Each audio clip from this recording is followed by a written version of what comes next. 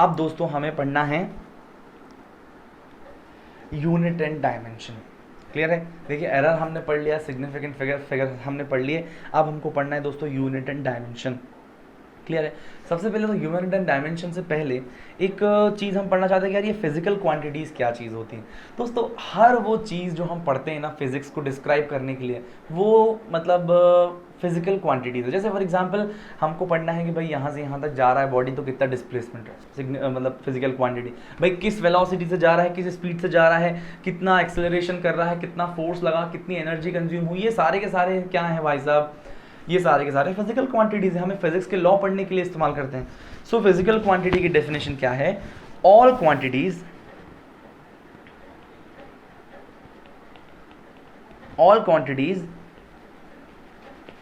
Used to describe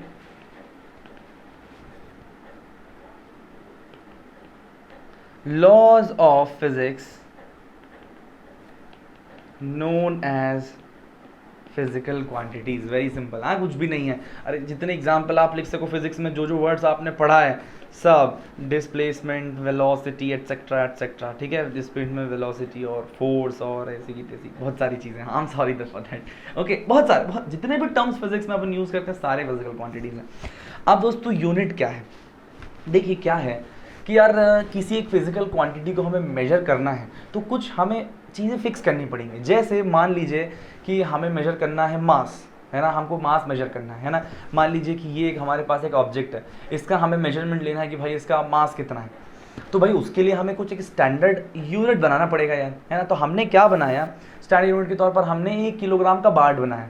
1 kilogram का बाट आता है ना, आपने देखा हो, जिससे अपन ऐसे मेजर करते हैं। आजकल तो खैर इलेक्ट्रिक वो आ गए हैं वेइंग मशीन्स, बट पहले ज़माने में से तराजू लेकर के उसमें के केजी के, आधे केजी के, 2 केजी के ऐसे बाट रख के मेजर करते थे। तो एक बाट है ना, तो दोस्तों 1 किलोग्राम वो एक यूनिट हो गया कि भाई ये 1 किलोग्राम का सबस्टेंस इसके वजन के बराबर होगा, है ना। तो हम कुछ चीज़ों को स्टैंडर्डाइज कर देते हैं, मतलब किसी फिजिकल क्वांटिटी को, सुनना मेरी बात, हाँ, यूनिट क्या चीज़ है?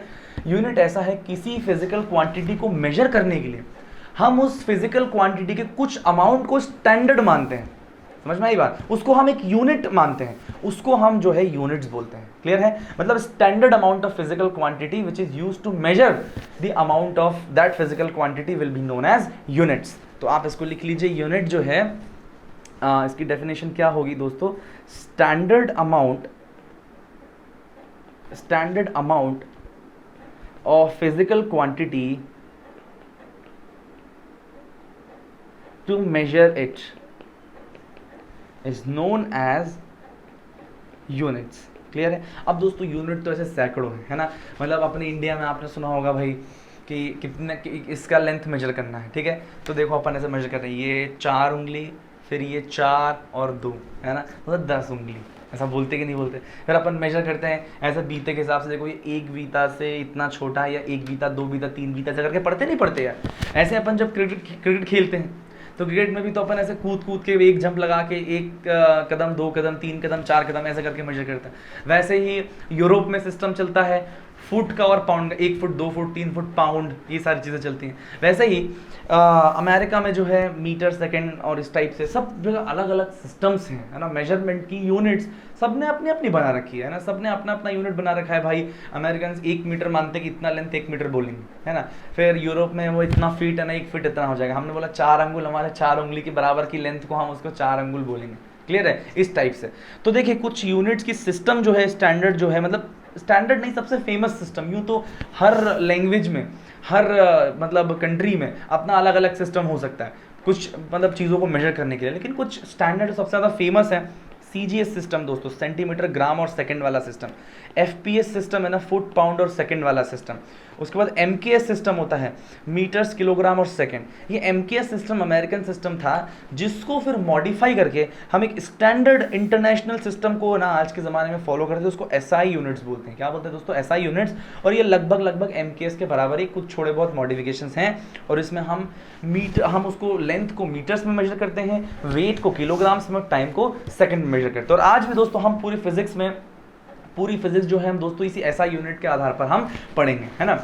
अब एक बेसिक चीज़ है दोस्तों कि यार हमें एक यूनिट बनाना है ना, कि भाई हमें लेंथ को मेजर करना है, तो लेंथ को मेजर करने के लिए स्टैंडर्ड लेंथ कितनी होनी चाहिए, है ना।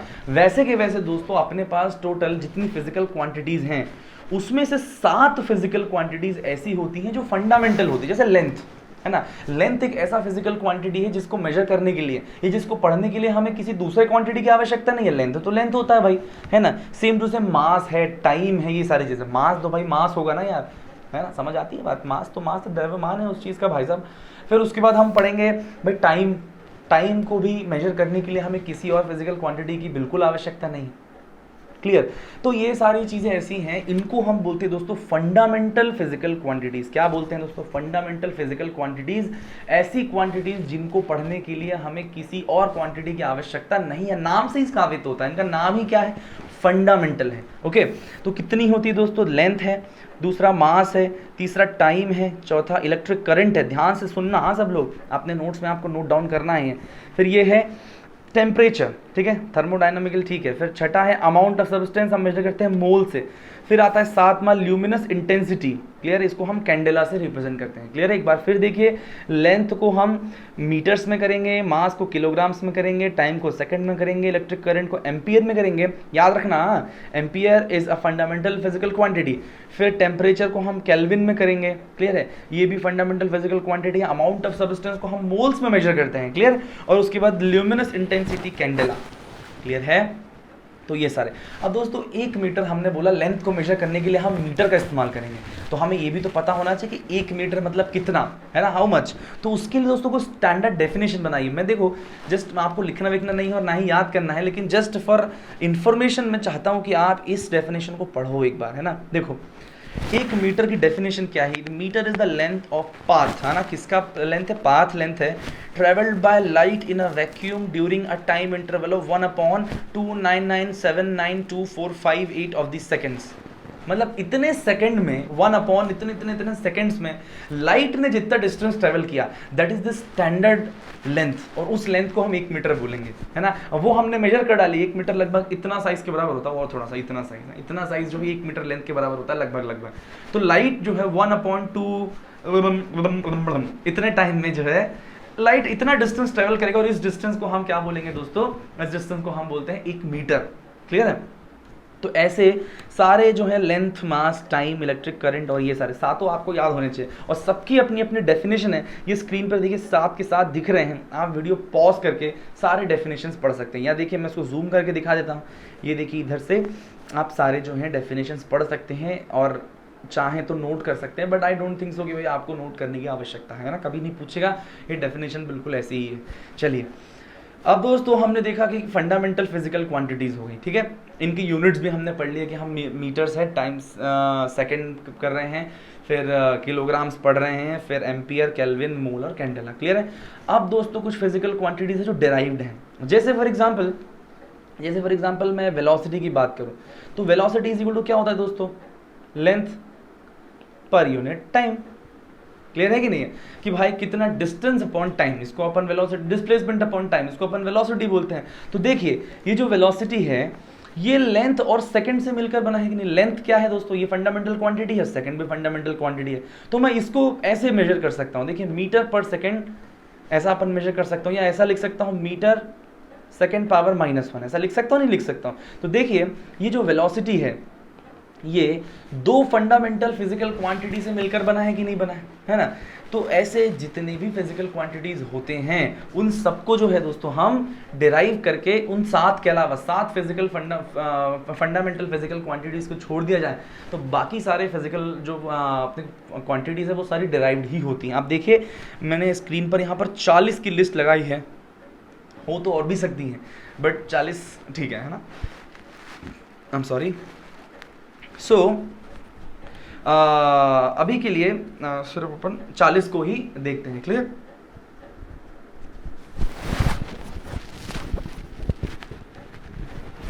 सॉरी फॉर दैट दोस्तों, आई थिंक मेरा माइक जो है थोड़ा सा नीचे खिसक गया।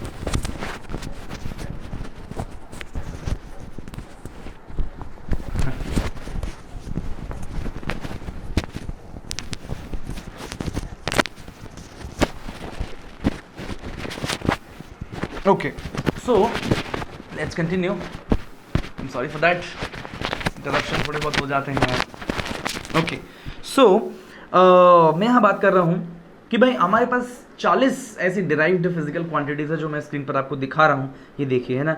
और ट्रस्ट मी, ये पूरे फिजिक्स को पढ़ने के दौरान बीच बीच में आते रहेंगे, है ना। ऐसा हर चैप्टर में कुछ कुछ फिजिकल क्वांटिटीज़ आएंगी और जिनको मैं वहाँ पर आपको बताऊंगा कि इनकी वैल्यूज़ कितनी हैं। और उसके अलावा दोस्तों मैं आपको ये भी बताऊंगा वहाँ पर कि उनका जो है यूनिट क्या होता है और फिर उनका जो है डायमेंशन फॉर्मूला कैसे अपन निकालेंगे। क्लियर है? तो ये देखिए अपन आते जाएंगे थोड़ा। तो अभी सारे के सारे मैं आपको एक साथ बता दूं डिराइव करके, ये भी पॉसिबल नहीं है, लेकिन कुछ जो आपको अच्छे से मालूम होना चाहिए वो ये देखिए, लाइन से ऊपर के जो हैं कुछ यहाँ पर जो हैं देखिए आपको दिख रहे हैं। सबसे पहला वेलोसिटी क्या हो जाएगा, डिस्प्लेसमेंट अपॉन टाइम। अब डिस्प्लेसमेंट अपॉन टाइम मतलब मीटर पर सेकंड। और जब डायमेंशनल फॉर्मूला अपन लिखेंगे, उसका डायमेंशन फॉर्मूला क्या होता है दोस्तों, ये मैं आपको फिर से बताऊंगा, लेकिन अभी थोड़ा सा स्किप करते हैं, एक बार इसको अपन देखते हैं। फिर उसके बाद एक्सेलरेशन, है ना। एक्सेलरेशन मतलब वेलोसिटी पर यूनिट टाइम, तो मीटर पर सेकंड का फिर एक बार अपॉन में सेकंड आ जाएगा, तो मीटर पर सेकंड स्क्वायर आ गया। फोर्स क्या हो जाएगा, यही acceleration into mass, mass into acceleration, तो इसी में किलोग्राम और मल्टीप्लाई हो जाएगा, मतलब किलोग्राम मीटर पर सेकंड स्क्वायर। क्लियर है? अच्छा, वर्क में क्या होता है, फोर्स इनटू डिस्प्लेसमेंट, मतलब यहां पर जो फोर्स पड़ा उसमें एक एल का और मल्टीप्लाई कर दो। तो देखो फोर्स का क्या था, किलोग्राम मीटर पर सेकंड स्क्वायर, तो यहां पर एक और मीटर का मल्टीप्लाई कर देंगे तो किलोग्राम मीटर स्क्वायर पर सेकंड स्क्वायर। कितना सिंपल हो गया ना, दिख रहा है ना आपको पूरा स्क्रीन पर सामने सामने।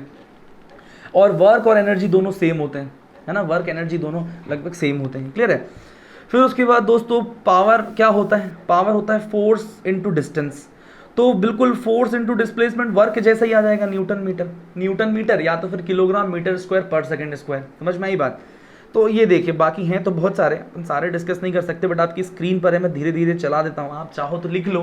नोट्स में होना चाहिए कायदे से यार, तो ये चीज़ जो है आप अपने नोट्स पर लिख सकते हो। वो डेफिनेशन मत लिखना भले से फंडामेंटल फिजिकल क्वांटिटीज़ की, बट आप, मैं धीरे धीरे इनको जो यहाँ पर चला रहा हूँ, आप पॉज करते जाइए और उसको आप लिख लीजिए। क्लियर है? और ये भी आप लिख लेना, मतलब थ्रू आउट द सेशन थोड़ा थोड़ा काम आता रहेगा, मतलब भले ही मैं इंडिविजुअली सबको अपने अपने टॉपिक में वहाँ पढ़ा दूंगा, लेकिन फिर भी होना चाहिए एक बार, है ना। चलिए, सो हम अपना आते हैं। यूनिट हमने समझ लिया, फिजिकल क्वांटिटी समझ लिया, फंडामेंटल फिजिकल क्वांटिटी समझ लिया, हमने ये समझ लिया कि भाई डिराइव फिजिकल क्वांटिटीज़ क्या होती हैं। अब दोस्तों आता है डायमेंशन पर, है ना। डायमेंशन क्या चीज़ है दोस्तों, समझना पहले तो, है ना। मैंने आपको बताया कि दुनिया में कितने सारे टाइप के जो हैं यूनिट्स हैं, है ना। हर कंट्री का, हर लैंग्वेज का, संस्कृत में भी अपना अलग भाई साहब, मतलब अलग यूनिट्स हम पढ़ते हैं उसमें। क्लियर है? तो सबकी अपनी अपनी है, तो फिर हम ऐसा कोई सिस्टम इजाद करें, ऐसा कुछ तरीका इजाद करें जिससे कि हम उनको रिप्रेजेंट कर पाएँ। अब भले ही वो किसी भी यूनिट में क्यों ना हो, उनको रिप्रेजेंट करने का तरीका जो कुछ ऐसा होना चाहिए। तो आप समझना, जैसे मैं यहाँ पर एग्जाम्पल लेना चाहता हूँ वेलोसिटी का। वेलोसिटी का क्या होगा, मीटर पर सेकेंड हो जाएगा, है ना, ऐसा यूनिट में। मान लो मैं सीजे सिस्टम में बोलूं तो ये क्या हो जाएगा, सेंटीमीटर पर सेकेंड हो जाएगा, है कि नहीं। मान लो एफपीएस में बोलूं तो फुट पर सेकेंड हो जाएगा। तो सब में अलग अलग है, लेकिन मैं इसको एक काम करता हूं, लेंथ को मेजर करने के लिए एल का इस्तेमाल करता हूं और सेकेंड को मेजर करने के लिए टी का वो इस्तेमाल करता हूं। मास को बताने के लिए मैं एम का इस्तेमाल करता हूं। समझ में आई बात? टेम्परेचर बताने के लिए मैं थीटा का इस्तेमाल करता हूं और एम्पियर बताने के लिए मैं ए का इस्तेमाल करता हूं। तो बताइए, मीटर पर सेकेंड मतलब लेंथ और अपॉन टाइम, इसको मेजर करने, इसको मैं रिप्रेजेंट करने के लिए क्या मैं लेंथ को ऐसा लिख सकता हूं, एल का पावर 1 और टी का पावर -1, ऐसे करके लिख सकता हूं कि नहीं लिख सकता हूं। तो आप देखिए, ये जो फंडामेंटल क्वांटिटी है, इसके पावर में रेज करके जब हम इसको रिप्रेजेंट करते हैं ना, इसको बोलते हैं दोस्तों डायमेंशन। समझ में आई बात? मतलब डायमेंशन क्या है, powers to the fundamental quantity. Fundamental quantity पे जो हम पावर लगाते हैं, इसको हम डायमेंशन बोलते हैं दोस्तों। So to represent a physical quantity. समझ में आई बात? मतलब आप सोच के देखिए कि वेलोसिटी की मैं बात करूं तो वेलोसिटी का जो डायमेंशन, अब देखना, अब ये जो हमने वेलोसिटी को इस तरीके से रिप्रेजेंट करा, इसको हम कंप्लीटली बोलते हैं डायमेंशन फॉर्मूला। क्या बोलते हैं दोस्तों? Dimension formula. तो वेलोसिटी का डायमेंशन फॉर्मूला मेरे को लिखना हुआ तो मास, मतलब सॉरी, मीटर पर सेकेंड को मैं ऐसा लिखूंगा, लेंथ और t-1 ऐसा लिखूंगा। अब भले ही अपन वेलोसिटी को किसी भी यूनिट में अपन मेजर कर रहे हैं, लेकिन उसको हम हमेशा इस सिस्टम में से रिप्रेजेंट कर सकते हैं। समझ में आई बात, है ना। जैसे मैं आपको मान लेता हूँ, एग्जांपल लेता हूँ, फोर्स, है ना। फोर्स बताइए, फोर्स का डायमेंशन फॉर्मूला अपन कैसे निकालें। सबसे पहले एक्सेलरेशन देखते हैं, तो acceleration velocity per unit time हो जाएगा, क्लियर है। तो वेलोसिटी का एल टी पावर -1 था, अपॉन में एक और टी आ जाएगा, तो क्या ऐसा हो जाएगा एल टी -2, ये एक्सेलरेशन का आ गया कि नहीं आ गया। अभी फोर्स इज इक्वल टू होता है मास इनटू एक्सेलरेशन, तो मास को अपन m से रिप्रेजेंट कर रहे हैं, तो इसका डायमेंशन फॉर्मूला क्या हो जाएगा m l t -2। क्लियर है, याद रखना दोस्तों, force very very very important. अच्छा फिर दोस्तों वर्क डन यदि मेरे को निकालना हो, मान लो वर्क इज इक्वल टू क्या होता है फोर्स इनटू डिस्प्लेसमेंट, तो फोर्स के डायमेंशन में एक लेंथ और मल्टीप्लाई कर देना है, तो बताओ क्या हो जाएगा m l स्क्वायर हो जाएगा t -2 हो जाएगा। तो ये जो मैंने लिखा ये क्या है दोस्तों, it is nothing but the dimension formula, है ना। मतलब हम फंडामेंटल फिजिकल क्वांटिटी के पावर में कुछ चीज लिखते हैं जस्ट उसको रिप्रेजेंट करने के लिए, तो उसको हम क्या बोलते हैं दोस्तों, उसको हम बोलते हैं डायमेंशनल फॉर्मूला। समझ में आई बात। अब डायमेंशनल फॉर्मूला के कुछ फायदे हैं, बहुत मस्त वाले कुछ चीजें हैं, उनको मैं आपको बताऊंगा अभी थोड़ी देर बाद। क्लियर है, चलिए जब तक एक क्वेश्चन करते हैं, नीट में भी आप मानो विश्वास, एम्स में तक क्वेश्चन आया डायरेक्टली, क्या पूछा गया है, dimensional formula of Planck's constant. अब देखो आप अभी बिल्कुल बिगिनर हो, यदि आप 11th क्लास में हो, है ना, तो आपको यार प्लैंक्स कांस्टेंट तो पता ही नहीं कि ये क्या चीज़ होता है। तो दोस्तों इसीलिए मैं कह रहा हूँ कि बहुत सारे dimensional formula through out the year जब हम पढ़ते जाएंगे तो फिर हम उसको मतलब हमारे पास ऑलरेडी वो सारी चीज़ें आती जाएंगी, और मैं हर चैप्टर में आपको जब भी कुछ ऐसा आएगा तो उसका डायमेंशनल फॉर्मूला हाथों हाथ लिखवा दूंगा। क्लियर है, लेकिन फिर भी एक आध एग्जाम्पल तो लेना ही है। तो याद रखिए जब भी हमें डायमेंशनल फॉर्मूला या यूनिट कैलकुलेट करना हो, याद रखना, सुनना ध्यान से मैं क्या कहने की कोशिश कर रहा हूँ, डायमेंशनल फॉर्मूला या यूनिट फाइंड आउट करना हो तो हमें उस पर्टिकुलर क्वांटिटी का एक सिंपलेस्ट फॉर्मूला याद होना चाहिए। जैसे एग्जांपल के लिए प्लैंक्स कांस्टेंट h है, तो मैं आपको बताता हूँ energy is equal to H mu होता है ना। एच क्या है, प्लैंक्स कांस्टेंट एनर्जी है, और ये जो म्यू होता है दोस्तों ये फ्रीक्वेंसी होता है। फ्रीक्वेंसी इज इक्वल टू 1/टाइम पीरियड होता है। क्लियर है आपको, 1/टाइम पीरियड होता है। तो देखिए मेरे को एच निकालना है, तो H is equal to E by mu हो जाएगा, और बाय म्यू मतलब 1/t, मतलब बेसिकली ई इंटू टी हो जाएगा। क्या हो जाएगा, ई इंटू टी हो जाएगा ये एच का। क्लियर है। अब एनर्जी का क्या होता है दोस्तों, यूनिट क्या होता है, एनर्जी मतलब फोर्स इनटू डिस्प्लेसमेंट। वर्क और एनर्जी एक ही चीज़ है ना। तो कितना हो जाएगा एनर्जी का, किलोग्राम मीटर पर सेकंड स्क्वायर, और ऊपर 1 सेकंड और ऐड हो गया। क्लियर है, फ्रीक्वेंसी वाला। तो देखिए बेसिकली क्या हो गया, किलोग्राम मीटर पर सेकंड। क्लियर है, किलोग्राम मीटर पर सेकंड। तो किलोग्राम का ये मास है ना, तो m से आ जाएगा, है ना, m1, और मीटर का लेंथ l1, और पर सेकंड का t -1। क्लियर है, तो ये क्या आ गया दोस्तों, mlt -1, ये क्या आ गया आपका dimensional formula of the Planck's constant. समझ में आती है दोस्तों आप सभी को बात ये वाली, है ना। So this is the dimensional formula. तो आपको बेसिकली इस टाइप के डायमेंशनल फॉर्मूला कैलकुलेट करने के लिए आपको एक इक्वेशन की जरूरत पड़ेगी, उस इक्वेशन से आप कर लोगे, है ना। आप निश्चिंत रहिए, आप इन 40 चीज़ों को, आप देखिए यहाँ पर सबके सब 40 फिजिकल क्वांटिटी के डायमेंशन मैंने यहाँ पर आपको बता दिया है, आप इसको नोट डाउन करके रखना। लेकिन जब जब अपन पढ़ते जाएंगे फिजिक्स में नए नए चैप्टर्स, तब तब जो है अपन उसमें ऐड करते जाएंगे। क्लियर है, ओके। सो डायमेंशन है और डायमेंशन फॉर्मूला पे अपन ने पढ़ लिया। एक और एग्जाम्पल देखते हैं ज़रा, है ना। देखिए यहाँ पर क्या है कि the dimension formula of physical quantity is MA, LB और TC, then that physical quantity is, आपको डायमेंशन फॉर्मूला गिवन है और A, B, C पावर में गिवन है। आपको बोला सरफेस टेंशन है, तो A, B और C का ये वैल्यू होगा। तो हम एक एक करके surface tension, force, angular frequency और कांस्टेंट, स्प्रिंग कांस्टेंट, सबका डायमेंशन फॉर्मूला निकालना है ना। आ जाओ अपन करके देखते हैं। सबसे पहले अपन सरफेस टेंशन की बात करें, तो सरफेस टेंशन जो होता है T is equal to force पर यूनिट लेंथ होता है। अब मैंने कहा यही जब अपन सरफेस टेंशन वाला चैप्टर पढ़ेंगे तो ये टॉपिक वहाँ पर आएगा, है ना। तो फोर्स पर यूनिट लेंथ, फोर्स कितना होता है दोस्तों, मैंने कहा फोर्स याद होना चाहिए, है ना। सो होता है MLT -2 बाय L, है ना। तो क्या आ जाएगा इसका, M1 L0T -2। क्लियर है, M1 L0T -2। अब देखो A का वैल्यू 1 ठीक है, B का वैल्यू यहाँ पर B जो है या 0 होना चाहिए, लेकिन नहीं है, तो ये तो ऑप्शन हो ही नहीं सकता। फोर्स देखते हैं दोस्तों, फोर्स तो बहुत ही आसान है, फोर्स का हमें पता ही है, MLT -2 होता है ना। ये फोर्स का, एनर्जी का दोस्तों ये आदि रखना, ये हमेशा काम आएगा।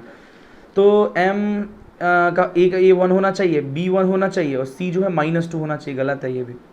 एंगुलर फ्रीक्वेंसी दोस्तों, एंगुलर फ्रीक्वेंसी मतलब omega is equal to θ/t होता है ना। अब थीटा जो है यूनिटलेस होता है ना, थीटा यूनिटलेस होता है, तो उसका क्या हो जाएगा, M0 L0 सिर्फ T पावर -1 होगा।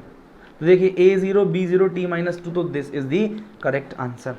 समझ में आई बात। स्प्रिंग कांस्टेंट, चौथा चाहिए स्प्रिंग कांस्टेंट के, ये भी होता है फोर्स पर यूनिट लेंथ, तो बिल्कुल सेम टू सेम इसके जैसा होना चाहिए, है ना। क्या होना चाहिए, M1 L0 T-2, है ना। तो गलत ही है भाई साहब, है ना। यहाँ देखो ये 1 दे रखा है, ये भी गलत है। समझ में आता है आपको। तो बेसिकली आपको पता होना चाहिए। तो इस टाइप पे क्वेश्चंस डायरेक्टली जिसमें आपको एक डायमेंशन ही पूछ ले और डायमेंशन फॉर्मूला ही पूछ ले, ऐसा क्वेश्चंस नीट में डायरेक्टली बहुत दिनों से आया नहीं है और हो सकता है आ भी जाए, तो इसीलिए आपको वो पता होना चाहिए। तो जो मैंने वो 40 की लिस्ट दी है ना, आप उन 40 को एक बार अच्छे से देखो, है ना, और उसके बाद समझ लेना। चलो अब दोस्तों अपन आते हैं अपने नेक्स्ट कॉन्सेप्ट पे, that is application of dimensional formula, है ना। एप्लीकेशन ऑफ डायमेंशनल फॉर्मूला बहुत इंपॉर्टेंट है, बहुत इंपॉर्टेंट है। तो सबसे नंबर 1 का जो एप्लीकेशन है that is to check the correctness of given equation. दोस्तों एक बात आप याद रखना, बहुत इंपॉर्टेंट कॉन्सेप्ट है यार, बहुत इंपॉर्टेंट कॉन्सेप्ट है ना। इंपॉर्टेंट कॉन्सेप्ट ये है, देखिए अपना बूम कॉन्सेप्ट, है ना, और ये कौन है, ऑब्वियसली। सो बूम कॉन्सेप्ट अपना क्या है कि यदि, सुनना ध्यान से पहले, है ना, यदि हमें दो फिजिकल क्वांटिटीज़ को ऐड करना है ना, तो एक बात हमेशा याद रखना कि यदि हमें उन्हें ऐड करना है तो उनका डायमेंशन सेम होना चाहिए। जैसे मैं बोलूँ कि आप 5 मीटर और 10 सेकंड को जोड़ो, तो क्या आप 5 मीटर को 10 सेकंड से जोड़ सकते हो? बिल्कुल भी नहीं है। आप 5 मीटर को 10 मीटर से जोड़ सकते हो, बट 10 सेकंड से थोड़ी जोड़ सकते हो डायरेक्टली। मतलब हम दो वैल्यूज को सिर्फ तभी ऐड कर सकते हैं जब उनका डायमेंशन फॉर्मूला सेम हो। समझ में आई बात, नंबर 1। नंबर 2, क्या 5 मीटर और 5 सेकंड दोनों बराबर हो सकते हैं? पॉसिबल ही नहीं है यार। मीटर और सेकंड दोनों कैसे बराबर? अरे वैल्यू बराबर होने से भाई वो चीज थोड़ी बराबर हो गई। एक तो मीटर है, एक तो लेंथ है, और दूसरा टाइम है ना। इसीलिए यदि दो वैल्यूज के बीच में एक इक्वेशन है मान लो, और इक्वल लगा हुआ है, मतलब एक बात श्योर है कि उसके राइट हैंड साइड और उसके लेफ्ट हैंड साइड, दोनों साइड का जो डायमेंशन है, डायमेंशनल फॉर्मूला, वो सेम होना चाहिए। समझ में आई बात। तो क्या होना चाहिए कि डायमेंशनल फॉर्मूला, कॉन्सेप्ट ये है, dimensional formula must be same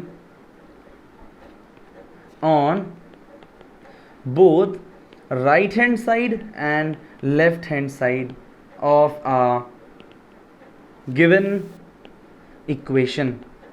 क्या बात समझ पा रहे हो? Dimensional formula must be same on both right hand side and left hand side of a given equation, ठीक है। और दूसरी चीज, दूसरा कॉन्सेप्ट क्या है यहाँ पर, बूम कॉन्सेप्ट। दूसरा कॉन्सेप्ट ये है कि दो वैल्यूज को आप तभी ऐड कर सकते हो जब उनका डायमेंशन फॉर्मूला सेम हो। यदि या फिर क्वेश्चन में आपको दोनों को ऐड करके गिवन हो, तो ये बात श्योर है कि उनका डायमेंशन फॉर्मूला क्या होना चाहिए, सेम ही होगा, है ना। So two physical quantities can be added only when their dimensional formula is same। Clear है? सो दोनों बहुत बहुत इंपॉर्टेंट है, तो दोनों पॉइंट को आप अच्छे से याद कर लो और लिख भी डालो। क्लियर है?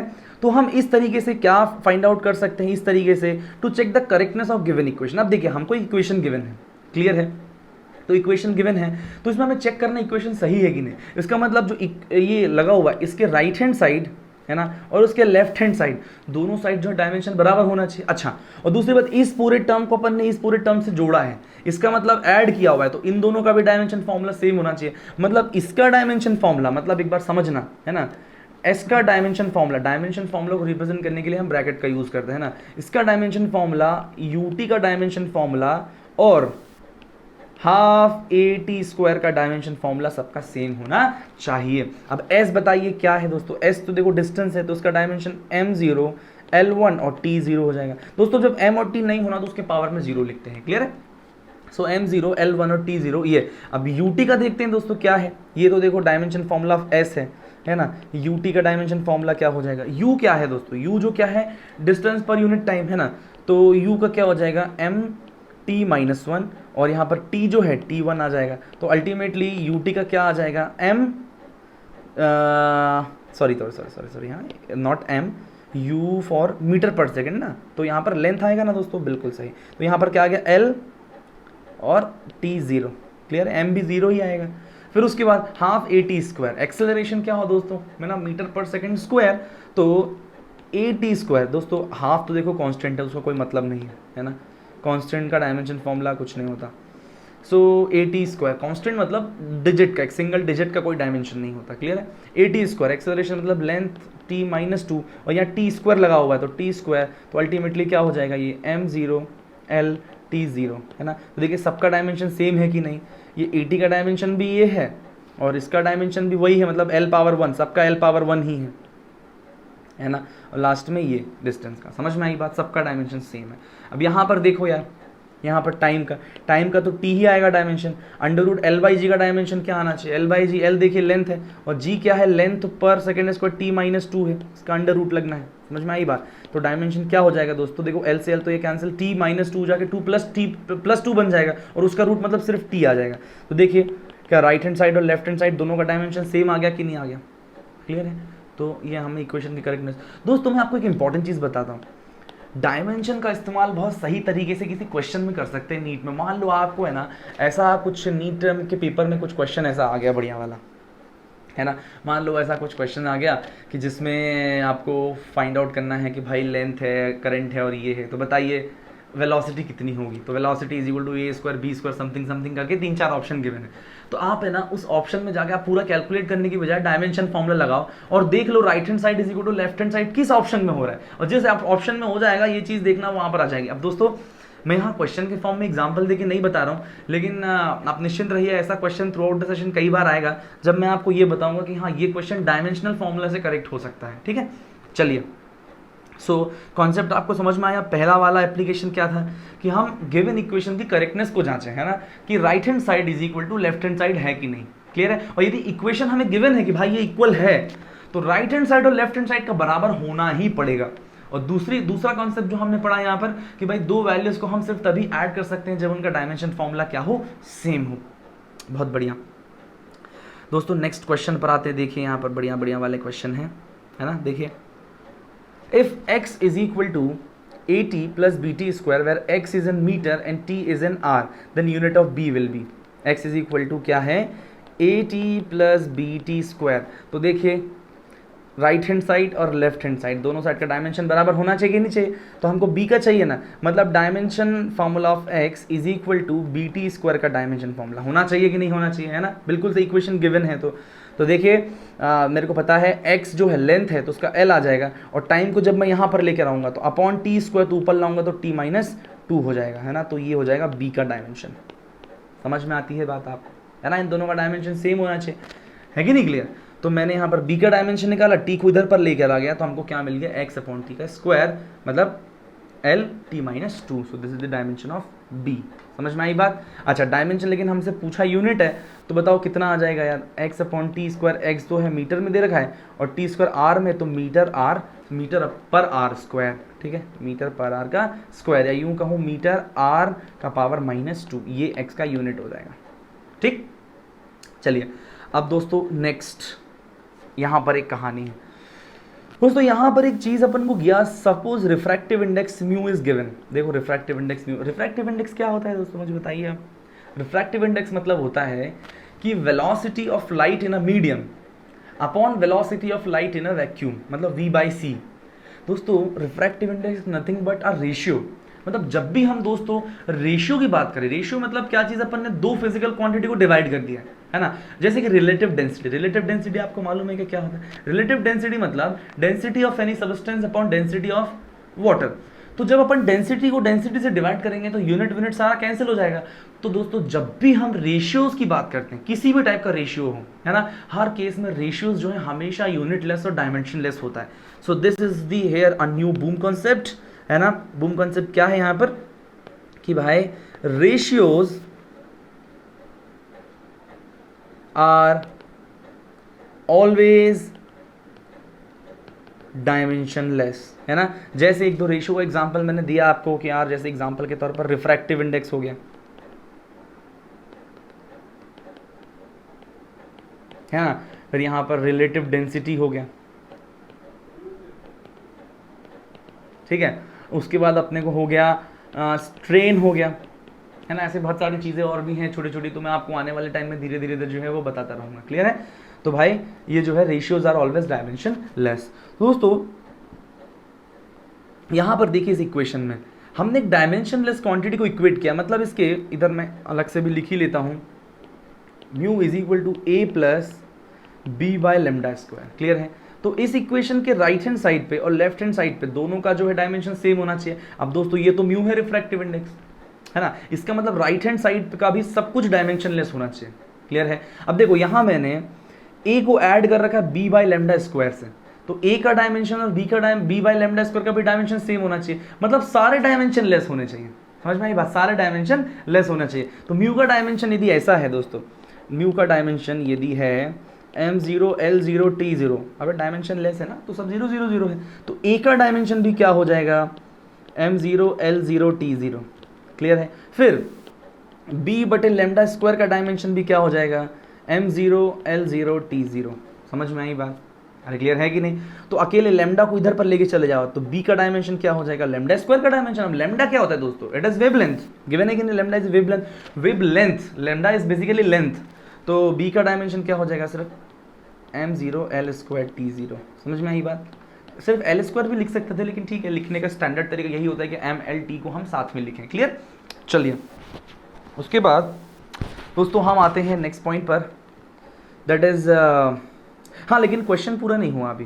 क्वेश्चन क्या बोल रहा था कि where a and b are constant and lambda is wavelength then dimension of b are same as that of b का डायमेंशन देखिए क्या आ गया l स्क्वायर। अब बताइए इन तीनों में, ये चार ऑप्शन में से किसका डायमेंशन l स्क्वायर होगा। l स्क्वायर मतलब मीटर मीटर मल्टीप्लाई किया गया है, तो वॉल्यूम, अरे होता है कि नहीं होता है, लेंथ इंटू ब्रेथ अपन निकालते हैं तो उसका डायमेंशन ml स्क्वायर आ जाएगा, तो वॉल्यूम के यहाँ पर बराबर आ जाएगा। क्लियर। चलिए वेरी नाइस। आप दोस्तों यहाँ पर अपना पहला वाला जो एप्लीकेशन होता है वो कंप्लीट होता है डिटेल में। अपन ने यहाँ पर 3 कॉन्सेप्ट पढ़े, आप इसको अच्छे से नोट डाउन कीजिए और अच्छे से पढ़िए, और इस टाइप के क्वेश्चंस आते हैं नीट में। क्लियर है। अब आते हैं अपन नेक्स्ट क्वेश्चन यहाँ पर, to convert a physical quantity from one system to another, है ना। जब एग्जाम्पल दे के पढ़ते हैं तो ये थोड़ा सा और मज़ा आएगा, है ना। आइए ज़रा समझते हैं। आपको पता है क्या 1 newton is equal 10 to the power 5 dyne होता है। ये डाइन क्या है दोस्तों, ये दोनों फोर्स की यूनिट है ना। ये न्यूटन जो है ये बेसिकली ऐसा यूनिट है, जैसे मतलब 1 किलोग्राम मीटर पर सेकेंड स्क्वायर है, और ये है 10 का पावर 5 डाइन, मतलब सेंटीमीटर, एक मिनट, ये जो है ग्राम्स सेंटीमीटर पर सेकेंड का स्क्वायर, ये है। समझ में आई बात। ये जो है बेसिकली यूनिट है, ये ऐसा यूनिट है और ये है, तो इनके बीच में ये रिलेशन है 10 का पावर 5 डाइन, मतलब 1 newton is equal to 10 to the power 5 dyne होता है। क्लियर है। अब ये चीज़ आपको याद है, अब मान लीजिए याद ना हो तो आप कैसे कन्वर्ट करोगे, तो हम है डायमेंशनल फॉर्मूला का यूज़ करके इसको भी कर सकते हैं। तो आओ सारा समझते हैं कि क्या कॉन्सेप्ट है इसके पीछे। आप देखो कि यहाँ पर क्या है, 2 यूनिट्स है, न्यूटन है और डाइन है ना, 2 यूनिट्स हैं। अब उनके सामने कांस्टेंट वैल्यू है, तो मैं लिखूँ किसी भी फिजिकल क्वांटिटी को हम अपन ऐसे दर्शा सकते हैं, n1 u1 is equal to n2 u2, है ना। मतलब देखो कॉन्सेप्ट बेसिकली ये है कि मान लीजिए इस पेन का लेंथ, जितना लेंथ है इसका, आप किसी भी यूनिट में लिखो इसको, इसका लेंथ तो सेम ही रहेगा यार। आप किसी भी यूनिट में अपन को रिप्रेजेंट करने के लिए 2 चीज़ें चाहिए, एक तो यूनिट चाहिए और एक तो दूसरा उसका सामने वाला कांस्टेंट चाहिए कि भाई मैग्नीट्यूड कितना है उसका। समझ आती है बात। तो यहाँ पर अपन ने इस एक मान लो किसी भी एक चीज़ को, किसी भी एक मेजरमेंट को या फिजिकल क्वांटिटी को हमने 2 अलग अलग यूनिट में लिखा और दोनों के सामने ये कांस्टेंट लगाया है। समझ में आती है बात। दोनों के सामने जो है ये हमने कांस्टेंट लगाया है। क्लियर है। तो ये दोनों वैल्यू बराबर होनी चाहिए, क्योंकि एक्चुअल में फिजिकल क्वांटिटी का अमाउंट तो उतना ही है ना यार। आप किसी भी यूनिट में मेजर करो, इस यूनिट में मेजर करो या इस यूनिट में मेजर करो, वो दोनों बराबर ही होने चाहिए। तो ये कॉन्सेप्ट है बेसिकली, है ना। अब समझना कि इसको हम यूज़ कैसे करते हैं। n1 मान लो पहली वाली यूनिट है कुछ m1a ml1b और t1c, ये मान लीजिए, मान लो पहला वाला यूनिट है, m मतलब मान लो मीटर सेंटीमीटर जो भी xyz, है ना। और दूसरा यूनिट है मान लो n2, ये है m2a और l2b और t2c। क्लियर है। तो हमें निकालना है कि ये वैल्यू कितना है n2, तो बताओ n2 इज इक्वल टू कितना हो जाएगा n1 n2, इस पूरे सेक्शन को अपॉन में ले आओ, तो m1 बाय m2 का पावर a, फिर l1 बाय L2 का पावर b, फिर T1 बाय T2 का पावर c, ऐसे करके अपन ये वैल्यू निकाल सकते हैं। दोस्तों यार ये ना नहीं समझ में आता यार, मतलब इसको एग्जाम्पल देके ना समझो तो मज़ा नहीं आता। आओ ज़रा इसको एग्जाम्पल से समझते हैं। देखिए ऊपर ही जस्ट लिख रखा है यहाँ एग्जाम्पल, हमको क्या 1 किलोग्राम मीटर पर सेकेंड स्क्वायर को हमको किस में कन्वर्ट करना है, ग्राम सेंटीमीटर पर सेकेंड स्क्वायर, मतलब न्यूटन को डाइन में कन्वर्ट करना है। मान लीजिए ये वैल्यू हमें नहीं पता दोस्तों, है ना, हम ये वैल्यू उसको मान लेते हैं x, ठीक है, मान लीजिए हमें नहीं पता, अब हमें कैलकुलेट करना है, तो देखते हैं कैसे कैलकुलेट करेंगे।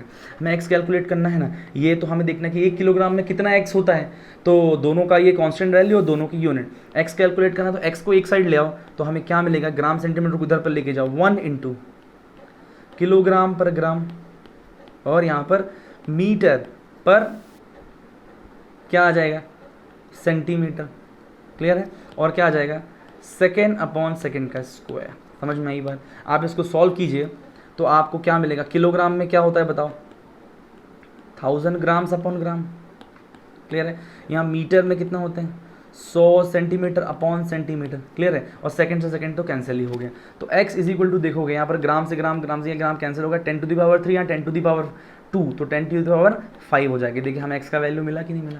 तो कुल मिला के 1 किलोग्राम मीटर पर सेकेंड स्क्वायर में कितने ग्राम्स होते हैं, 10 मतलब कितने ग्राम सेंटीमीटर पर सेकंड स्क्वायर होता है, 10 टू दी पावर 5, है ना। तो इससे हमें पता चलता है इस तरीके से। देखो सामने सामने मैंने आपको उदाहरण देके आपकी स्क्रीन के सामने है, पूरा का पूरा कंसेप्ट मैंने आपको यहाँ पर लिखवा दिया। हालांकि बहुत ही बेकार तरीका है, बिल्कुल मज़ा नहीं आता। आप इस चीज़ को पता है सिंपल ऐसे भी तो कर सकते थे। देखो जैसे हमको फाइंड आउट ही करना है कि 1 किलोग्राम मीटर पर सेकेंड स्क्वायर को कैसे लिखते हैं, तो देखो कैसे अपन कन्वर्ट करेंगे। किलोग्राम को लिखो ना यार 10 टू दी पावर 3 ग्राम्स, और मीटर को लिखो 10 टू दी पावर 2 सेंटीमीटर्स, और पर सेकेंड स्क्वायर, है ना। तो कितना हो जाएगा, 10 to the power 5 gram centimetre पर सेकेंड स्क्वायर। ना देखो आ गया कि नहीं आ गया, डायरेक्टली यार आ गया। इतना तामझाम करने की ज़रूरत ही नहीं पड़ती, इसीलिए डायरेक्टली ये वाला एप्लीकेशन इतना यूज़ में नहीं आता है, क्वेश्चन में भी नहीं आता है, क्लियर है। तो बस आप इसको देख लीजिए कि मैंने कैसे किया है ना। बेसिक कॉन्सेप्ट समझ में आया कि अमाउंट ऑफ द सबस्टेंस तो सेम रहेगा, आप किसी भी यूनिट में उसको रिप्रेजेंट करें, टेंशन वाली कोई बात ही नहीं है। तो बच्चों ये अब जो अपन लास्ट एप्लीकेशन पढ़ने वाले हैं बहुत बहुत बहुत इंपॉर्टेंट है यार। समझ लो कि यार यूनिट एंड डायमेंशन में से क्वेश्चन पूछा तो इससे नहीं पूछा तो फिर क्या पूछा यार, है ना। तो इसीलिए बिल्कुल ध्यान से देखने का बहुत बहुत बहुत इंपॉर्टेंट है यार ये, है ना। चलो आओ देखो क्या है application, to find relation between two physical quantities. Two का बहुत सारी फिजिकल क्वांटिटीज के बीच में आपस में रिलेशन स्टैब्लिश करना, है ना। अब ये कैसे समझते हैं जरा, है ना। देखो if velocity भाई एक physical quantity, acceleration is a and forces f are taken as fundamental quantities, ये सारे अपन को क्या मानना है, फंडामेंटल क्वांटिटीज मानना है।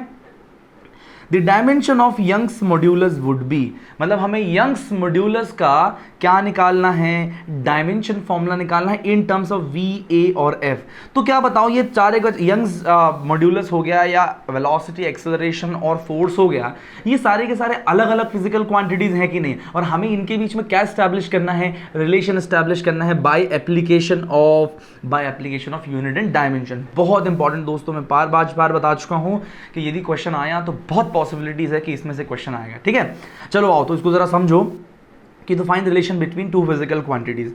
मान लेते हैं सबसे पहले तो मानना है कि इनके बीच में कुछ रिलेशन मान लो। जैसे मान लो यंग्स मॉड्यूलस y जो है हमें गिवन है इज इक्वल टू एक डायमेंशनलेस कांस्टेंट k, और वेलोसिटी v का पावर a है मान लो, एक्सेलरेशन का पावर b है और फोर्स का पावर c है। मान लो ये रिलेशन है दोस्तों, है ना। अच्छा y प्रोपोर्शनलिटी ये कर सकता था तो मैंने कांस्टेंट, डायमेंशनलेस कांस्टेंट लगा दो उसको बराबर लिख दिया डायरेक्ट। समझ में आता है क्या, मान लिया कि ये रिलेशन है। अब हमें कुछ भी करके इस a, b और c का यदि वैल्यू मिल जाए तो हमें क्या यंग्स मॉड्यूलस, वेलोसिटी, एक्सेलरेशन और फोर्स के बीच में रिलेशन मिल जाएगा यार, वेरी सिंपल।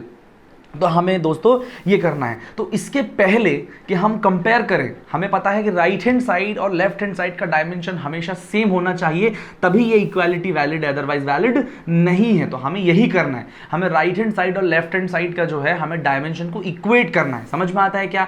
अब उसके लिए हमें राइट हैंड साइड और लेफ्ट हैंड साइड पर सबका डायमेंशन मालूम होना चाहिए। तो बारी बारी से आ जाओ, सबका डायमेंशन कैलकुलेट करते हो। डायमेंशन और या यूनिट कैलकुलेट करने के लिए दोस्तों हमें क्या चाहिए रहता है, हमें चाहिए रहता है कि हमें सबका एक सिंपल वाला फॉर्मूला मालूम हो यार। अब सिंपल वाला फॉर्मूला दोस्तों, यंग्स मॉड्यूलस कहाँ पर यूज आता है दोस्तों, यंग्स मॉड्यूलस ना सॉलिड प्रॉपर्टी में अपन यूज करते हैं, तो वहां पर यंग्स मॉड्यूलस से रिलेटेड जो फॉर्मूला होता है वो आपको दोस्तों, आप चिंता मत कीजिए यार, अभी यदि आप फिजिक्स पढ़ना जस्ट स्टार्ट किए होना तो धीरे धीरे जैसे जैसे पूरी फिजिक्स में हम आगे बढ़ते जाएंगे, मैंने यूनिट एंड डायमेंशन चालू होने से पहले ही आपको बताया था कि बहुत यूनिट एंड डायमेंशन अपन साथ में पढ़ते हुए जाएंगे, तो अभी आपको राइट नाउ याद नहीं होना तो आप चिंता मत करो, जितना मैं आपको बता रहा हूँ उतना आप नोट डाउन कर लो, बाकी अपन उधर चैप्टर में पढ़ेंगे। ओके, चलो आओ इधर आओ।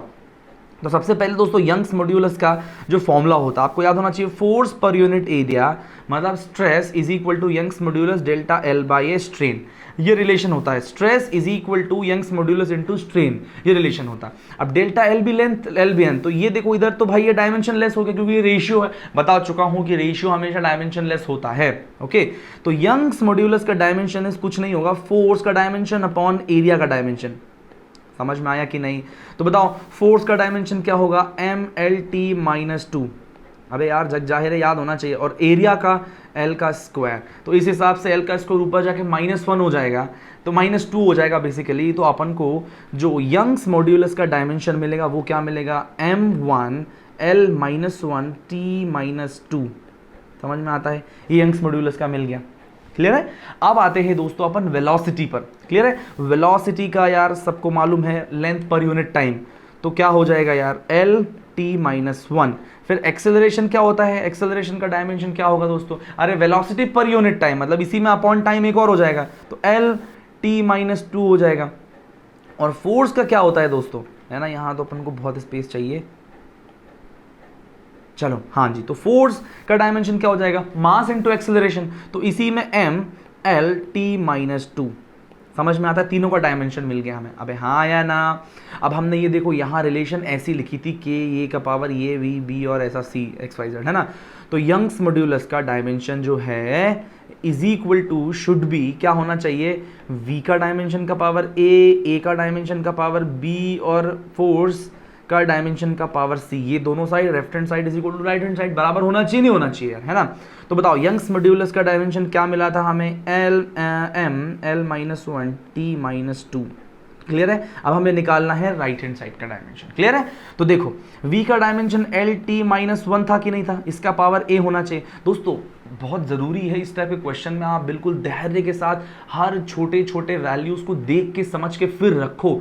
ट्रस्ट मी, बहुत मिस्टेक, आपको कॉन्सेप्ट याद रहेगा बट मिस्टेक आप थोड़ी कैलकुलेशन में कर दोगे तो पूरा क्वेश्चन, पूरा मेहनत आपका चौपट हो जाएगा, इसलिए बहुत ध्यान से, है ना।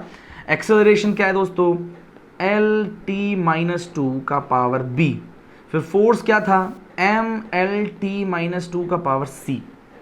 ठीक है यार, अब थोड़ा राइट हैंड साइड को अपन सॉल्व करते हैं तो उसको थोड़ा सा है ना पावर को मल्टीप्लाई कर लो, तो l a t -1a तो -a, है ना, फिर यहाँ पर क्या हो जाएगा l b को अंदर मल्टीप्लाई करोगे और t का पावर -2b। ओके, और यहाँ c क्या आ जाएगा, m c l power c और t का पावर -2c। ठीक है, अच्छा अब m वाले जितने हैं सबको साथ में ले आओ, तो m का पावर बताओ, यहाँ सिर्फ एक ही है तो m का पावर c। ठीक है, l का पावर बताओ, यहाँ पर a है, यहाँ पर b है और यहाँ का c है, तो a + b + c। अब ऐसा ही तो होता है यार, पावर पावर में खेलते हैं तो ऐसे ही होता है। ओके, फिर उसके बाद ml और t का पावर बताओ क्या होगा, यहाँ तो -a, फिर यहाँ क्या हो जाएगा -2b और यहाँ क्या हो जाएगा -2c। तो ये देखो हमको राइट हैंड साइड का भी ml -1 t -2 right hand side का पता है, लेफ्ट हैंड साइड का, अब चूंकि यहाँ इक्वल लगा हुआ है इसका मतलब राइट हैंड साइड और लेफ्ट हैंड साइड दोनों बराबर होने पड़ेंगे। समझ में आता है कि नहीं आता है, ये l का और l को इससे कंपेयर कर देने का और ये जो -2 है इसको इससे कंपेयर कर देने का। समझ में आई बात? तो करके करते हैं। सबसे पहले m का पावर 1 यहाँ m का पावर c, तो c बराबर 1 आ गया, है ना, पहली बात। दूसरी बात a + b + c का वैल्यू किसके बराबर आएगा दोस्तों, इसको l के ऊपर तो -1 से कंपेयर कर देने का। ठीक है, c का वैल्यू 1 था कि नहीं था, तो यहाँ c का वैल्यू 1 पुट करो और 1 यहाँ जाके माइनस, तो a + b का मान आ जाएगा -2। ठीक है, तो एक चीज़ हमें ये मिली। और तीसरा, अब t के पावर को t के पावर से कंपेयर कर दो यार, तो क्या हो जाएगा बताओ, तीसरी चीज़ हमको क्या मिल जाएगी, माइनस कॉमन ले लो तीनों में से, तो a + 2b + 2c is equal to यहाँ -2। देखो माइनस से माइनस यहाँ कैंसिल हो जाता है, तो a plus 2b plus 2c बराबर 2 आ गया। अब यहाँ आया ना, बहुत बढ़िया। हमें c का मान पता है, c का वैल्यू यहाँ पर पुट कर दीजिए, तो c का मान यहाँ पुट कर देंगे, तो a प्लस 2b प्लस 2 बराबर 2 हो जाएगा। 2 से 2 इधर पर ये कैंसिल हो जाता है, तो a प्लस 2b बराबर 0 आ जाएगा। क्लियर है, a प्लस 2b बराबर 0 आ जाएगा। अब दोस्तों यहाँ पर से काम करो, पहले a कैलकुलेट करते तो b का वैल्यू रखते, तो यहाँ b का वैल्यू कितना आ जाएगा, -2 माइनस a। ठीक है, तो b का वैल्यू यहाँ पर रखने का a प्लस 2 इंटू बी का वैल्यू -2 माइनस a बराबर 0। ठीक है, इसको थोड़ा सॉल्व करो आप, तो यहाँ a यहाँ मल्टीप्लाई करो तो -4, अंदर मल्टीप्लाई करो -2a बराबर 0। समझ में आता क्या है रे? यहाँ पर बताओ क्या आ जाएगा, -4 माइनस a बराबर 0, तो a बराबर -4 आ जाएगा। समझ में आया क्या? अब a बराबर -4 है, -4 को यहाँ पुट करने का, तो दोस्तों जो है b बराबर क्या था मुझे बताओ, b बराबर था -2 और -a का वैल्यू -4 आ गया, तो माइनस माइनस प्लस हो गया, तो कितना हो गया 4 और -2 आ जाएगा 2, तो b का वैल्यू आ गया 2। तो देखो a का वैल्यू आ गया, b का वैल्यू आ गया और c का मतलब सॉरी a का b का और c का तीनों का वैल्यू आ गया है ना। तो बस यहाँ पर हमने रिलेशन क्या माना था बताओ, हमने रिलेशन माना था y is equal to constant के a का पावर सॉरी v का पावर a, एक्सेलरेशन का पावर b और फोर्स का पावर c।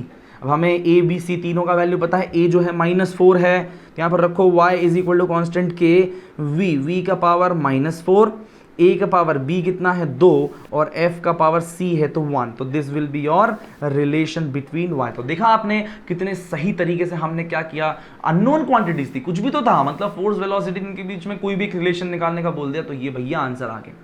समझ में आता है कि बात नहीं? तो देखो हमने कितने प्यारे से रिलेशन निकाल लिए। इस चीज़ का ना बहुत मस्त यूज़ आता है कभी क्वेश्चन में, मान लो ऐसा पूछा जाए कि एक ऐसा वायर है और उसकी वजह से मैग्नेटिक फील्ड की, उसके करंट की वजह से मैग्नेटिक फील्ड आ रहा है, तो बताइए मैग्नेटिक फील्ड कितना है ना। तो अब ऑप्शन में चेक कर लो कि कौन से ऑप्शन का यूनिट मैग्नेटिक फील्ड के यूनिट के बराबर है। तो ऐसा करके आपको सॉल्व नहीं करना पड़ेगा, डायरेक्टली यूनिट एंड डायमेंशन लगा के आप आंसर निकाल पाओगे। समझ रहे हो बात को? आपसे बोला है कि which of the following option represents the magnetic field. समझ में आई बात? तो देख लो कि कौन से ऑप्शन का जो डायमेंशन है वो मैग्नेटिक फील्ड के बराबर है, तो भाई खेल ही खत्म हो गया यार। समझ में आ रहा है कि नहीं आ रहा है? तो देखो v का पावर 4, a का पावर 2, f का पावर -1, कौन सा ऑप्शन सही है? f का पावर 1, a का पावर 2 और v का power answer c is absolutely correct. तो इस पूरे जो कैलकुलेशन में दोस्तों सबसे इंपॉर्टेंट बात क्या है कि आप बिल्कुल धैर्यपूर्वक एक एक चीज़ों को सॉल्व कीजिए, अदरवाइज आप क्वेश्चन गलत कर दोगे ना। मुझसे भी यार कॉन्सेप्ट सारे क्लियर हैं, बट कई बार सॉल्व करते समय गलतियां हो जाती है क्योंकि एक वैल्यू ऊपर से नीचे हो जाती है। तो ऐसे सॉल्व करना है, right hand side left hand side एक कंडीशन अपने मन से इमेजिन कर लो और दोनों को बराबर कर दो और अल्टीमेटली कंपेयर कर दो। ठीक है, चलो एक क्वेश्चन और करके देखते हैं यार बाबा, एक क्वेश्चन में मजा नहीं आया। चलो देखो इस क्वेश्चन को भी पढ़ते हैं और इसको करके देखते हैं। Force F, length L and time T are taken as fundamental units, the dimension formula of mass will be, मतलब मास को इनके रिलेशन में लिखना है ना। तो मान लेते हैं दोस्तों कि mass is proportional to force का पावर A, लेंथ का पावर B एंड टाइम का पावर C। ये अपने आप से रिलेशन मान ले। अब दोस्तों एक कांस्टेंट यहाँ पर रख दो K, तो बराबर हो जाएगा F का पावर A, B का मतलब L का पावर B और T का पावर C, टाइम का पावर C, है ना, ऐसा करके। अब क्या सबका डायमेंशन, मास का डायमेंशन दोस्तों m ही होता है ना। फोर्स का डायमेंशन सबको पता है यार कितना होता है, mLT-2, अब तो हो ही जाना चाहिए, और टाइम तो भाई साहब T है ही सही, है ना। तो right hand side is equal to left hand side. तो बताओ मास तो इधर मास ही रहेगा, अच्छा बाकी L का 0, T का 0, अरे है कि नहीं, और मास का पावर 1 इधर लिखो कांस्टेंट K, तो भाई डायमेंशन लेस है, फोर्स हो जाएगा mLT-2 का पावर A और यहाँ आ जाएगा L का पावर B और T का पावर C। इसको सॉल्व करो तो m का पावर A, L का पावर A, T का पावर -2A, L का पावर B, T का पावर C। अब सबको साथ लेके आओ, m तो पावर A ही रहेगा, L का पावर देखो क्या आ जाएगा L A और यहाँ पर B आ जाएगा तो A प्लस B, अरे हाँ या ना। T का पावर बताओ, यहाँ पर आ जाएगा -2A और यहाँ T का पावर यहाँ प्लस C, ठीक है ना। अरे समझ में आता है क्या, -2B प्लस C, ये आ गई कहानी। अब इसको कंपेयर कर देना है इससे, m1 L0 T0, है ना। तो बताओ m का पावर यहाँ 1 है तो यहाँ a है, तो हमें पहला तो ये मिल गया, यहाँ पर क्या मिल गया कि a बराबर 1, ठीक है। दूसरा यहाँ l का पावर 0 है और यहाँ a प्लस b है, तो बेसिकली क्या हो जाएगा, दूसरा हमको क्या मिल जाएगा, a प्लस बी बराबर 0 मिल जाएगा, जिसमें a का वैल्यू यदि 1 है तो b का वैल्यू हो जाएगा -1, ये भी आंसर आ गया। और तीसरा दोस्तों, तीसरा ये है, ये भी शून्य ही है ना, तो ये क्या हो जाएगा, देखो एक बार क्या हो जाएगा, -2a प्लस सी बराबर 0। अबे हाँ या ना, a का मान, a का वैल्यू 1 है ना, तो a का वैल्यू यहाँ पर आप रख दीजिए, तो -2 plus C is equal to 0, तो c बराबर 2 आ जाएगा, है ना।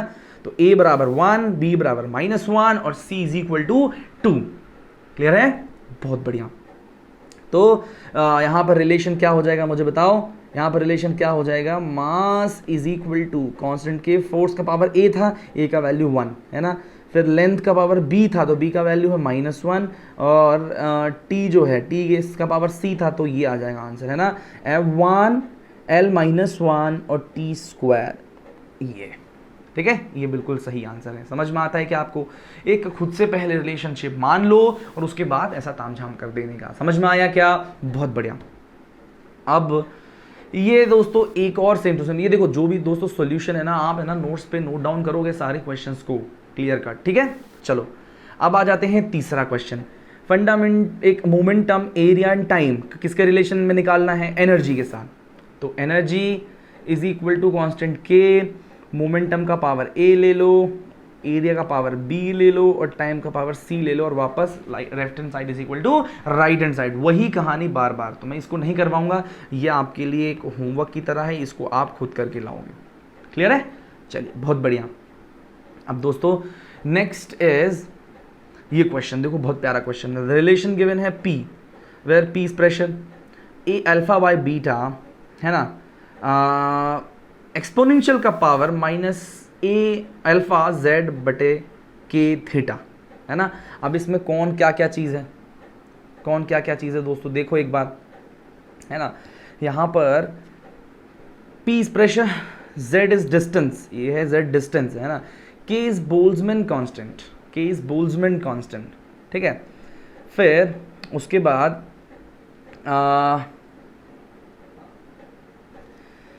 और क्या गिवन है, theta is temperature and the dimension formula is beta will be, हमें बीटा का डायमेंशन पूछा है दोस्तों, है ना।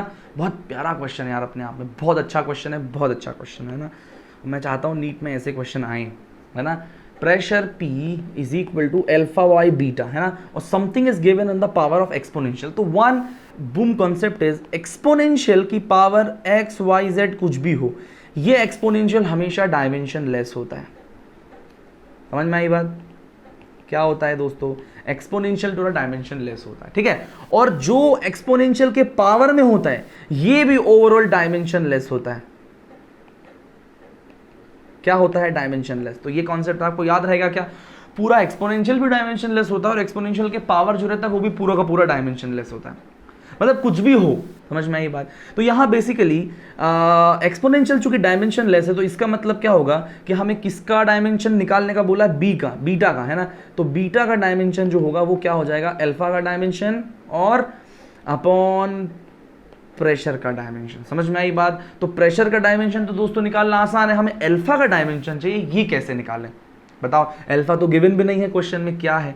तो ऐसे केस में, है ना दोस्त, ऐसे केस में क्या होगा मैं आपको बता देता हूँ, है ना।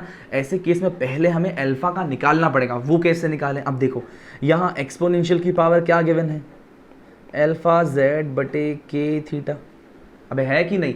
तो मुझे बताओ क्या ये भी पूरा डायमेंशन लेस है, अभी अभी पढ़ के आए अपन। तो ये यदि पूरा डायमेंशन लेस है, इसका मतलब ऊपर और नीचे भी डिवाइड कर रखा है, तो उन दोनों का डायमेंशन सेम होना चाहिए, तब तो जाके पूरा डायमेंशन लेस बनेगा। इसका मतलब अल्फा का डायमेंशन जेड का dimension is equal to Boltzmann constant के और थीटा का डायमेंशन। समझ में आई बात। तो यहां से हमें अल्फा का डायमेंशन मिल जाएगा कि नहीं मिल जाएगा, अल्फा का डायमेंशन विल बी के का डायमेंशन, थीटा का डायमेंशन अपॉन जेड का डायमेंशन, ऐसा करके अल्फा का डायमेंशन, और उस डायमेंशन को यहाँ पुट कर देंगे तो आंसर आ जाएगा। तो हमको बेसिकली क्या चाहिए, अल्फा का डायमेंशन निकालने के लिए बोल्ट्जमैन कांस्टेंट का डायमेंशन चाहिए, और थीटा तो टेम्परेचर है, टेम्परेचर तो खुद में ही यार दोस्तों एक फंडामेंटल क्वांटिटी होता है, और के जो जेड जो है लेंथ भी डायमेंशन फॉर्मूला उसका वही रहता है। तो सबसे पहले हमें बोल्ट्जमैन कांस्टेंट का डायमेंशन निकालना है। तो के का डायमेंशन कैसे निकालेंगे, और वो निकालने के लिए हमें एक फॉर्मूला चाहिए। अबे हाँ या ना, तो दोस्तों उसके लिए सबसे बढ़िया एक फॉर्मूला मैं आपको बताता हूँ। Kinetic energy is equal to जो होता है 3/2 kT होता है ना, T इज टेम्परेचर ओनली, और काइनेटिक एनर्जी तो K जो हो जाएगा वो क्या हो जाएगा, kinetic energy by T temperature. समझ में आई बात है कि नहीं? तो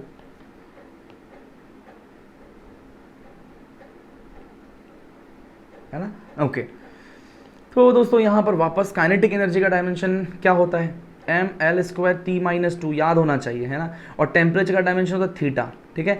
तो बोल्ट्जमैन कांस्टेंट का डायमेंशन यहाँ आपको क्या मिलेगा, के का डायमेंशन क्या मिलेगा आपको, mL2 T - 2 थीटा -1, ठीक है। ये मिल गया आपको डायमेंशन पूरा का पूरा, क्लियर है। चलो बोल्ट्जमैन कांस्टेंट का ये मिल गया mL² T - 2 और थीटा -1 बोल्ट्जमैन कांस्टेंट, ठीक है। तो मुझे बताओ अल्फा का डायमेंशन क्या होगा, mL² T - 2 और थीटा -1, है ना, और थीटा तो थीटा ही है टेम्परेचर, अपॉन यहाँ लेंथ आ जाएगा L, है ना। तो इसको सॉल्व करोगे तो m तो वैसा का वैसा रहा, L ऊपर स्क्वायर है, ये वाला L ऊपर आके -1 आ जाएगा, तो L का पावर सिर्फ L आ जाएगा, है ना। T तो एज इट इज रहेगा, और थीटा देखो -1 और यहाँ 1 मिलके 0 हो गया। तो ये मिल गया हमें अल्फा का डायमेंशन। किसका डायमेंशन है ये, अल्फा का डायमेंशन। अब अल्फा का डायमेंशन यहाँ पुट कर दो, mLT - 2, है ना, अल्फा का डायमेंशन mLT - 2, और प्रेशर दोस्तों, प्रेशर क्या होता है यार, pressure is equal to force पर यूनिट एरिया, भाई हाँ या ना। फोर्स होता है mL - 2 बाय एरिया का L², तो फोर्स तो प्रेशर का डायमेंशन क्या हो जाएगा, mL - 1 T - 2, ठीक है। प्रेशर का डायमेंशन क्या हो जाएगा दोस्तों, mL - 1 T - 2, तो प्रेशर यहाँ पर रख दो mL - 1 T - 2, और इसको करने के बाद आपको बीटा का मिलेगा। आप देखो ये क्या हो जाता है, m नीचे 1 ऊपर 1, तो यहाँ आके m का पावर तो 0 हो गया, l जो है ये ऊपर -1 जाके +1 हो जाएगा, तो L², और t जो है ऊपर -2 नीचे -2, t का पावर 0 हो गया। तो बीटा का डायमेंशन दोस्तों हमें सिर्फ क्या मिला, m0 L² T0, सिर्फ L² बेसिकली देखा जाए तो सिर्फ L²। समझ में आई बात, ऐसा ऑप्शन कोई है क्या, सिर्फ L², option is absolutely correct. तो आप देख रहे हो कितना बढ़िया तरीके से अपन ने इसको सॉल्व किया कि भाई बहुत प्यारा क्वेश्चन, मतलब अल्टीमेट लेवल का क्वेश्चन था ये, शायद जेई मेंस में आया हुआ क्वेश्चन है ना कहीं पर।